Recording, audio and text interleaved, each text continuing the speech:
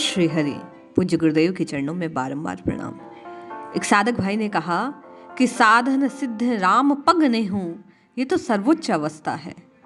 जीव की पूर्व अवस्था क्या होगी साधना के सिद्ध होने की? प्रथमा, द्वितीया, तृतीया, ये जो चरणबद्ध रूप है, इसे कथा के माध्यम से प्रकट करें। तो आज की कथा साधना की सिद्धि की ओर ले जाने वाली प्रथम प्रयास कि जीव जब साधना सिद्ध होने के मार्ग पर होता है, सही दिशा में होता है, तो जीव का स्वभाव कैसा हो जाएगा। ये कथा जिसमें हलवाई और राजा दो पात्र हैं। हलवाई आपको और मुझे बनना है। उसकी जो मनोदशा है, उसकी जो चेतना है, वो एक साधक को सिद्धि की ओर ले जाने के लिए आवश्यक मनोवृत्ति है। इसे यदि नहीं है तो धारण करें, है तो परिमार्जित करने का प्रयास करें, क्योंकि ये प्रथम सूत्र जो आपको और मुझे, आपकी और मेरी साधना की सिद्धि के लिए बाध्य कर देगा। आपको और मुझे सब पूर्ण सफल रूप से रघुनाथ जी के चरणों से प्रीति योग्य बना देगा। आइए कथा को श्रवण कीजिए, आनंद लीजिए और कथा के मर्म को जानकर आप और मैं भी सफल साधक बने, जिससे साधना सिद्ध हो, प्रभु के प्रति प्रीति आपके और मेरे भी हृदय में उत्पन्न हो जाए। एक राजा जिसे मिठाइयों का बड़ा शौकीन है, वो खाने पीने का, और खाने पीने में भी उसे ये जो मिठाइयाँ हैं ये बड़ी आनंद देने वाली हैं। राजा के लिए मिठाई उसके ही राज्य के सबसे अच्छे हलवाई के यहाँ से आती थी। रोज राजा को मिठाई आती, वो बड़े आनंद से खाता। एक दिन का संयोग देखिए, उस मिठाई के पात्र में जिसे राजा के हाथ में दिया गया, मिठाई के साथ साथ गलती से एक मरी मक्खी आ गई। राजा ने जैसे ही मिठाई का डब्बा खोला, मिठाई की सुगंध से वह बिल्कुल आनंदित हो रहा था, लेकिन दृष्टि उस पात्र पर जाते ही उस मक्खी को देखकर राजा आनंद भूल गया और क्रोध में एकदम लाल पीला हो गया। छोटी सी बात थी, लेकिन राजा तो राजा ठहरा। उस छोटी सी बात को उसने हलवाई को बड़ी कड़ी सजा सुना दी, अपने राज्य से उसे बहिष्कृत कर दिया। उसे आदेश दिया कि तुम राज्य छोड़कर चले जाओ। बेचारा हलवाई करता भी क्या, जिसकी लाठी उसकी भैंस। इसलिए राजा अधिकारी था, शक्तिमान था, उसकी आज्ञा का पालन किया। हलवाई उसका राज्य छोड़कर पास के राज्य में चला गया और अपने जीवन को वहीं व्यतीत करने का उसने मन बनाया। कुछ समय बीता। एक दिन देखिए, क्या प्रभु की रचना, क्या प्रभु के मन में आई लीला करने की। राजा और कुछ सैनिक शिकार खेलने के लिए राजमहल से निकलते हैं। जंगल में थोड़ा अंदर जाते हैं, वहां उन पर लुटेरे हमला कर देते हैं। लुटेरों ने सब कुछ, उन डाकुओं ने राजा और सैनिकों को छीन लिया। सैनिकों को मार पीट दिया, जान से उनको हाथ धोना पड़ा। किंतु राजा जैसे तैसे अपनी जान बचाकर वहां से दूसरे राज्य की सीमा में पहुंच गया। अंधकार होने ही वाला था, उसने अंधेरे का फायदा उठाया और सीमा पार कर गया। दूसरे राज्य में वे डाकू जा नहीं सकते थे। लुटेरों को भय था कि जाएंगे तो सैनिक मार देंगे, इसलिए राजा जैसे तैसे अपने प्राण बचा पाया। अंधेरा हो गया था, सुबह तक राजा वहीं पड़ा रहा। इतना उस पर हमला हुआ और मन से भी टूटा पोटा था, उसे सुध नहीं थी। अगले दिन जब प्रभात हुआ, सूर्यदेव का पदार्पण हुआ, तो राजा में कुछ चेतना जागृत हुई। उसका हाल ऐसा जैसे वह भिखारी हो कोई। वह आसपास के लोगों से मदद मांगने लगा, लेकिन दूसरे राज्य के लोग उसे भिखारी समझकर उसकी ओर ध्यान भी नहीं दे रहे थे, क्योंकि लूट पाट में उसके वस्त्र छिन्न भिन्न से हो गए थे, फटा गए थे, उसका मुकुट कहीं गिर गया था। ऐसा स्वरूप बन गया था कि वह वास्तव में एक भिखारी, भूखा प्यासा, कालिक उसके मुंह पर मिट्टी विट्टी पुती हुई।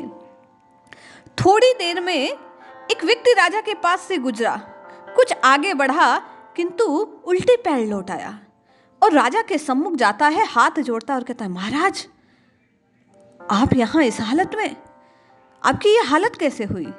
राजा बोला, कौन हो तुम, मुझे जानते हो? उस व्यक्ति ने कहा, महाराज मैं वही हलवाई हूँ जो अक्सर आपके महल में मिठाई भेजा करता था।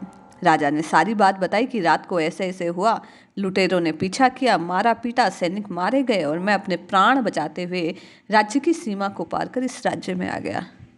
आज उस हलवाई ने राजा की मदद का विचार किया। उसने सारी व्यवस्था की और राजा को पुनः उसके राज्य भेजने का इंतजाम कर दिया।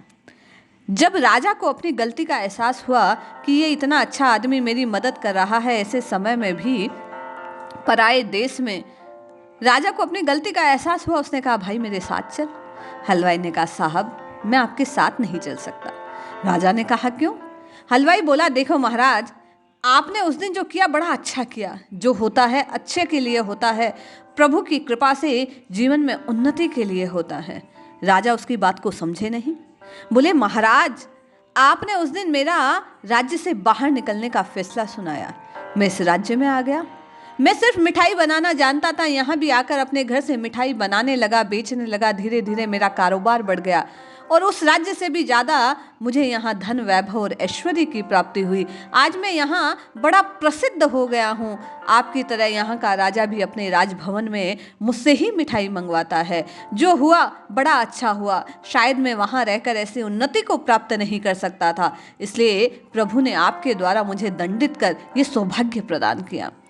आप उस हलवाई की कही बात को सुनिए और समझने का प्रयास कीजिए एक साधक के रूप में कि प्रभु आपके और मेरे जीवन में जो बुरा वक्त, जो आपकी और मेरी परीक्षा की घड़ियां मौजूद करते हैं, वास्तव में वो आपके और मेरे जीवन को, चित्त को, अपनी मनोदशा को उन्नत बनाने के लिए करते हैं कि हम उस परिस्थिति में प्रभु की महत्ता को जाने, प्रभु के दिए स्वरूप को जाने।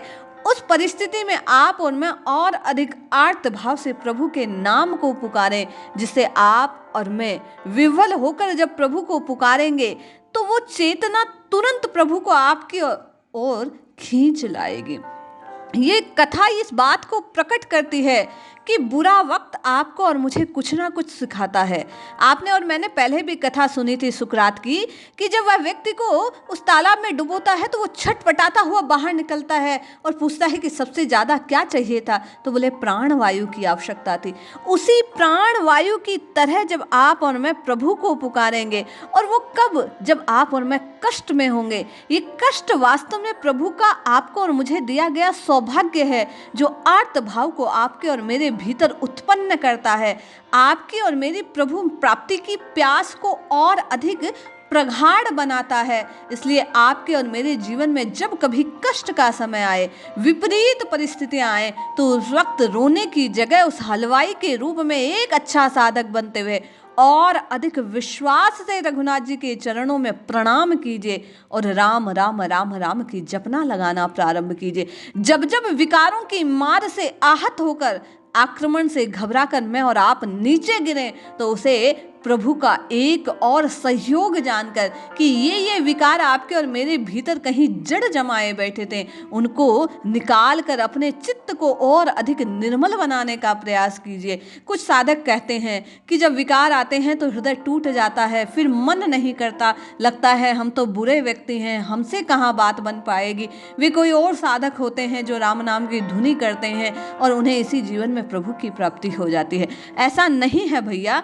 प्रारंभ में सबकी यही अवस्था होती है। बालक जब चलना प्रारंभ करता है तो 2 कदम चलता है, फिर गिरता है, फिर चलता है, फिर गिरता है, और एक दिन वह बिल्कुल सम्यक रूप से, सुदृढ़ रूप से मीलों मील चल जाता है। उसी प्रकार आपको और मुझे भी राम राम राम राम कहने के पथ में, प्रारंभिक अवस्था में, ये आपके और मेरे पैर उस बालक की तरह कुछ सुदृढ़ कम है, इसलिए ये विकार आपको और मुझे घेर लेते हैं। किंतु और अधिक प्रेरणा प्राप्त करते हुए और अधिक प्रभु पर विश्वास करते हुए आपको और मुझे उस बुरे वक्त को, उन विकारों को पीछे छोड़ते हुए प्रभु से और अधिक प्रेम से पुकार करनी है।